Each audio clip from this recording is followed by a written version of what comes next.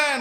আল্লাহ তাআলাকে যদি জিজ্ঞাসা করি, মালিক আসমানের চাঁদটা এত সুন্দর, আসমানের ওই সূর্যটা এত সুন্দর, তোমার তৈরি ওই ঝর্ণাগুলো এত সুন্দর, তোমার তৈরি সমুদ্রটা এত সুন্দর, তোমার তৈরি নদীগুলো এত সুন্দর, ও মালিক তোমার তৈরি ফুলগুলো এত সুন্দর, আমরা জানতে চাই মালিক তুমি সবচাইতে সুন্দর করে কি তৈরি করেছো? আল্লাহু আকবার বলেন।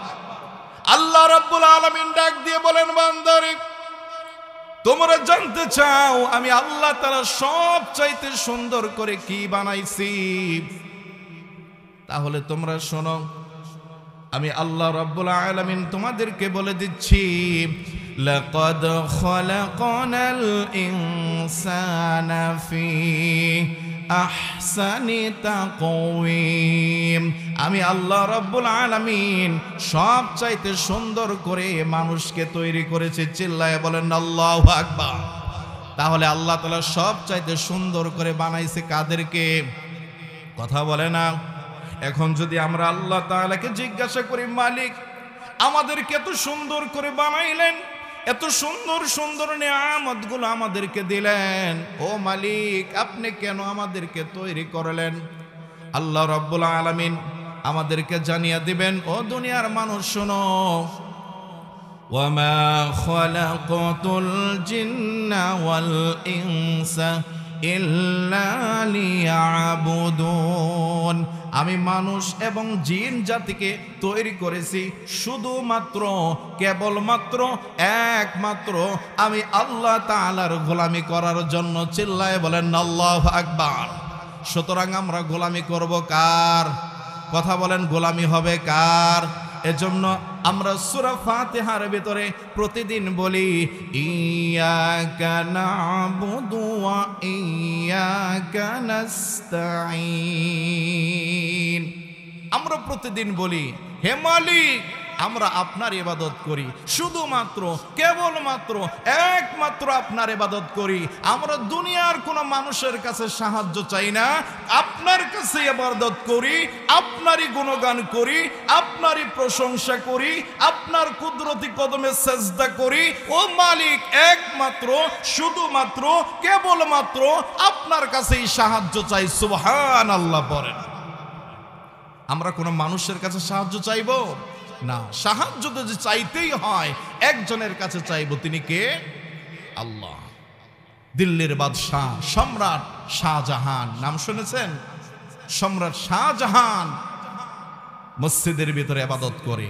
সম্রাট শাহজাহানের সময় একটা ভিক্ষুক রাস্তায় ভিক্ষা করতেছে। এক পথিক বলতেছে, ভিক্ষুক ছোটবেলা থেকেই তোমাকে দেখছি তুমি মানুষের দ্বারে দ্বারে হাত পাতো, টাকা চাও, পয়সা চাও, খাবার চাও, তুমি মানুষের কাছে আর কয়দিন চাইবা? তুমি সম্রাট শাহজাহানের দরবার চিনো না? রাজ দরবারে চলে যাও, বাদশাহ শাহজাহান সম্রাট শাহজাহানের কাছে যাও, তোমাকে এমন দেয়া দিবে জিন্দেগিতে তোমাকে আর ভিক্ষা করতে হবে না। আল্লাহু আকবার বলেন। ভিক্ষুক চিন্তা করতেছে, আমি হলাম সাধারণ একটা ভিক্ষুক, ভিক্ষা করে খাই, আমার শরীরে হলো ময়লাযুক্ত কাপড়, আমার শরীরে হলো দুর্গন্ধ, আমি রাজপ্রাসাদে কেমন করে যাব? প্রহরীরা তো আমাকে ঢুকতে দিবে না।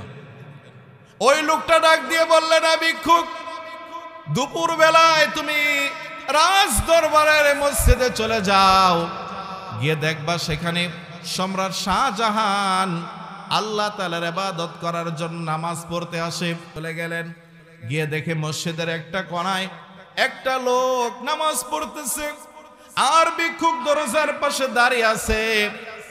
হঠাৎ করে দেখে সম্রাট শাহজাহান নামাজ শেষ করে যায় নামাজে বসে আসমানের দিকে দুইটা হাত তুলে দিয়েছেন, আর ওনার চোখ দিয়ে ঝরঝর করে পানি ঝরে, দাড়িগুলো ভিজে ভিজে যায়, নামাজটা ভিজে যাইতেছে। বলেন আল্লাহু আকবার। ভিক্ষুক এই দৃশ্যটা দেখলেন, দেখার পর চিন্তা করলেন, আমি না হয় ভিক্ষুক, আর সে তো সম্রাট শাহজাহান।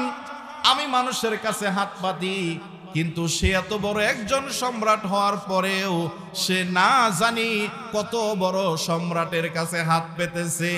আল্লাহু আকবার।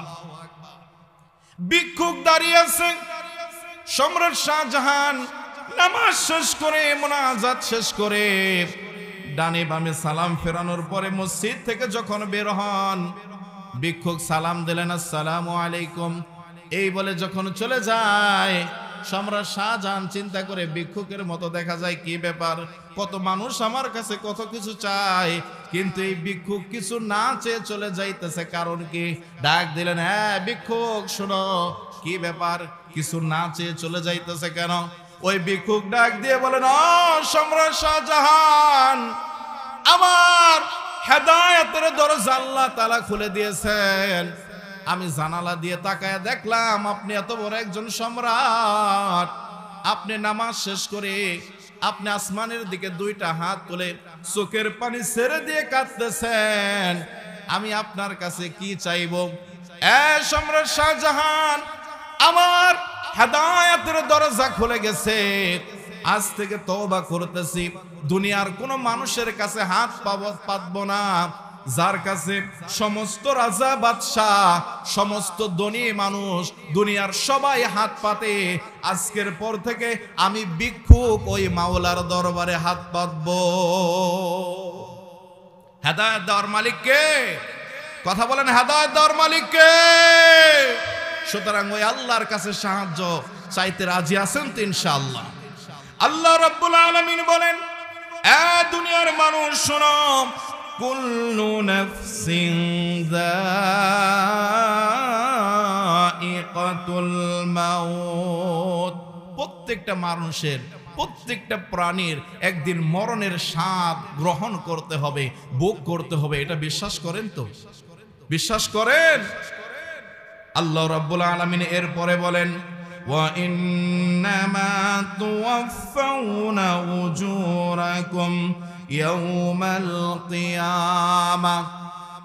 আল্লাহ রাব্বুল আলামিন বলেন, এই দুনিয়ার বান্দা বান্দি শোনো, কিয়ামতের দিন আমি আল্লাহ রাব্বুল আলামিন আমার বান্দা বান্দিদেরকে পরিপূর্ণভাবে প্রতিদান দান করব। বলেন সুবহানাল্লাহ। এই ঘোষণাটা করেছেন কে? কথা বলেন, ঘোষণা কার?